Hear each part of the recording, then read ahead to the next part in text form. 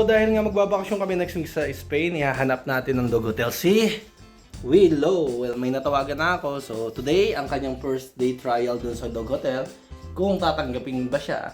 I try out kasi kung ang aso mo ay maingay or stressful, hindi maganda sa ibang aso doon, ay hindi siya tatanggapin. So, ayan, comfy na nga siya doon sa likodan. Okay guys, nandito na nga tayo sa Dog Hotel Aurago. Ayan. Nadidinig niyo yan. So, nandiyan sa loob yung mga aso. Dito natin for today. Para sa kanyang tryout kung pwede siyang stay dito. So, dito na nga kami uli sa bahay. So, naihatid na namin si Willow doon sa Dog Hotel. Kaya lang hindi kami pinayagan mag-video sa loob for privacy. So, okay lang sa amin yun. I understand. Pero, inikot din kami sa loob nung Dog Hotel. So, nakita din namin yung surrounding na malinis talaga. Tapos, yung kulungan ni Willow, pwede siyang lumabas anytime dun sa labas na makakuha siya ng fresh air. Tapos sa loob naman, control yung temperature, may aircon. Kasi nga, init niya, may aircon. Tapos pag winter, may heater din. Ang importante, nung nakita namin yung loob, malinis. Yun ang importante. Wala kami nakitang bakas ng tae o ihi dun sa kulungan ng mga aso. Yun ang... So, ibig sabihin, every time na may ginagawa yung mga asong napunta dun, nililinis nila kaagad.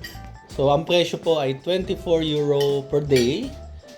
Pero, included na yung pagkain doon. So, hindi mo na kailangan magdala ng sarili mong pagkain. Next stop, doctor appointment ni Mrs. Tayo sa doktor. Regular check-up lang.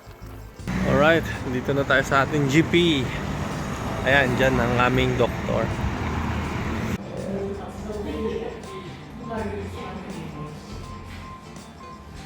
Okay, tapos na kami dito. Konti na lang daw, sabi ni Doc. Konti na lang, sira na ulo ng asawa ko. No, everything went well. Okay naman. So, ayan, papunta na lang kami sa store. Biglang ayan. Warning sign. Pundi daw ang ilaw ng ang headlight. Napundi daw. Hay, naku. Tingnan natin.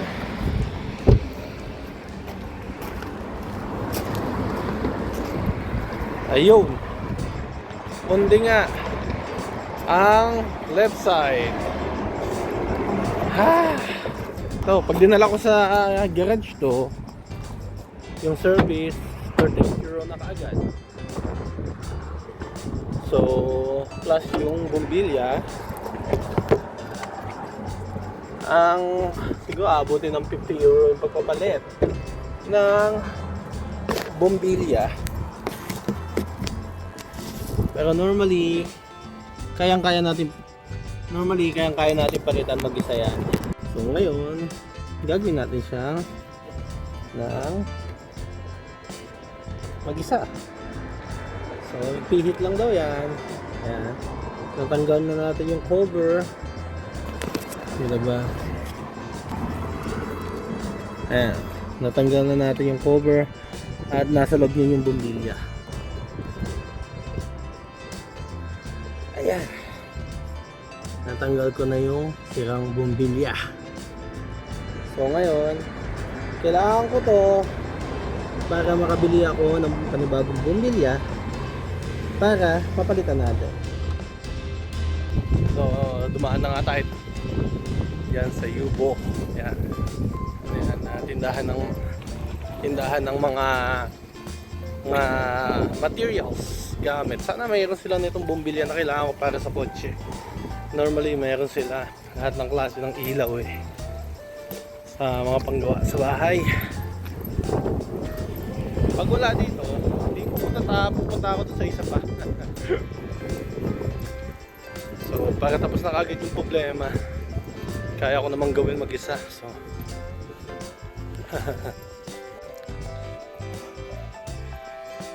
mga pintura, hardware store pala, yun ang hinahanap kong salita. So yan, dito nga ako dinala. Meron nga sila mga bumbilya ng kotse dito. So ayan, so kailangan ko lang makita yung tamang model ng bumbilya ko. Okay, saglit lang, tingnan natin. Okay, nakita ko na nga yung kailangan ko, H7 12 watts. Oh, good job. Ay 13 euro and 49 cents. Alright, so mapapalitan ko na kaagad ang ating bumbilya. Dito naman tayo ngayon, daming gawa. Mag-grocery naman tayo. Bibili tayo ng mga pambaon ng bata.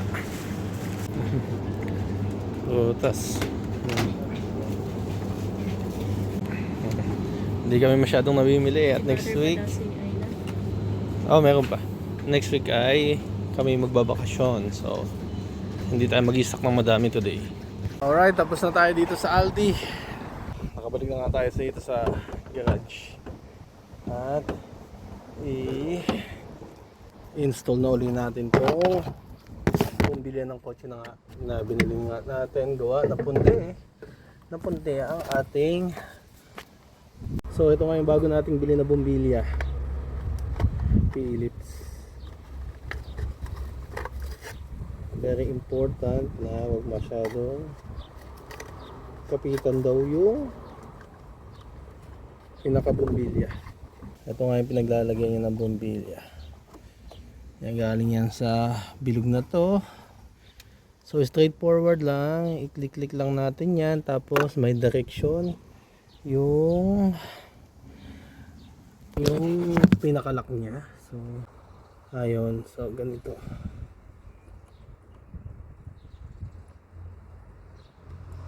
Dahan-dahan lang, baka mabasag ang ating bumbilya. Yun. At yun nga, naikabit na natin. So first thing first ay i-check natin kung nailaw yung bumbilyang binili natin. O, yun ang mga bagay na dapat inaalam bago isarado ang iyong ginagawa. Be sure na yung bumbilya. Alright, nailaw yung bumbilya. Pwede na ulit natin siyang ibalik. Kanina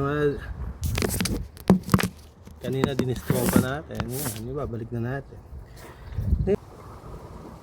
Ayun. Pumasok ba? Ayun, pumasok na. Natin i-click-click. Ilalak. Ayun. Nag-click na siya. Alright. Tingnan nyo.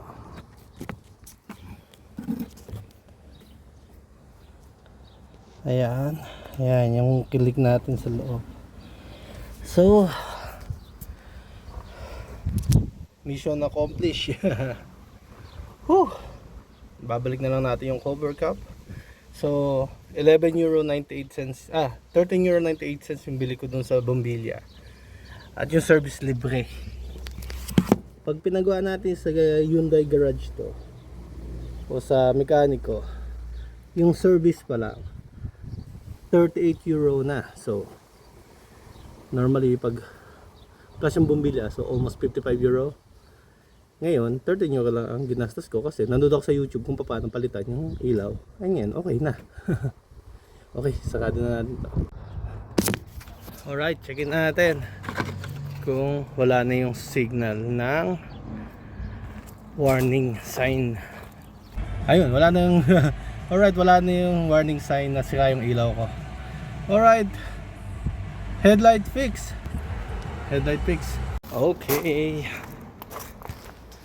Okay, gawa na uli ang headlight natin. Simple. At ito nga, nakabalik na kami sa bahay ni Willow. At hindi po tinanggap si Willow dun sa hotel kasi hindi daw maganda ang naging